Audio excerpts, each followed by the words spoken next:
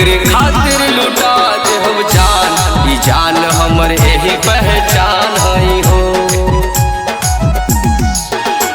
ई झंडा नहीं हमरी पहचान हई हो, ई तिरंगा नहीं हमरी पहचान हई हो। कभी झुके न देव हमर शान हई हो।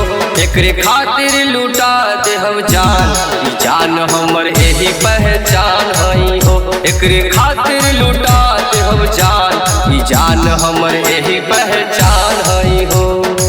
हम पीठ पे वार कभी करते नहीं और करने वालों को कभी छोड़ते नहीं। ये हिंदुस्तान की पहचान है, हिंदुस्तान की।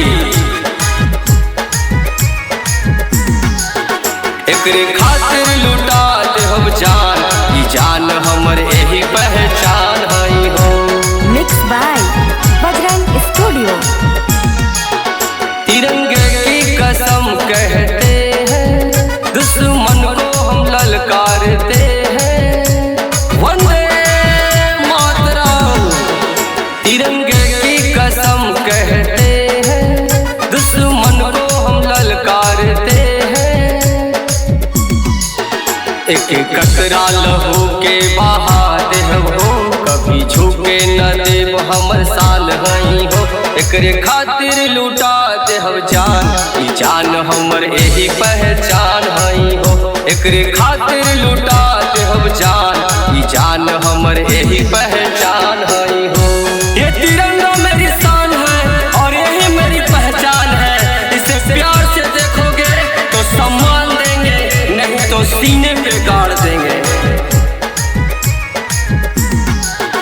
एकरे खातिर लुटा दे हम जान, ई जान हमर यही पहचान हई हो।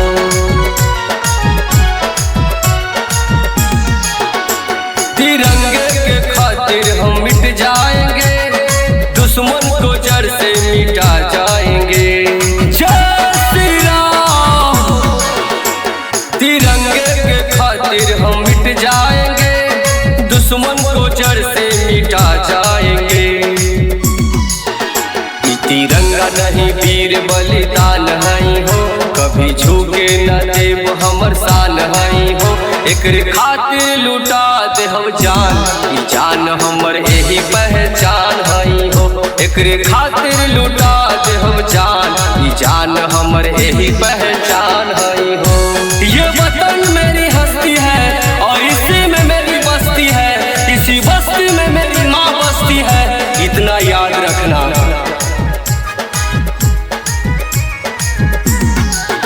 एकरे खातिर लुटा दे हम जान, ई जान हमर यही पहचान हई हो।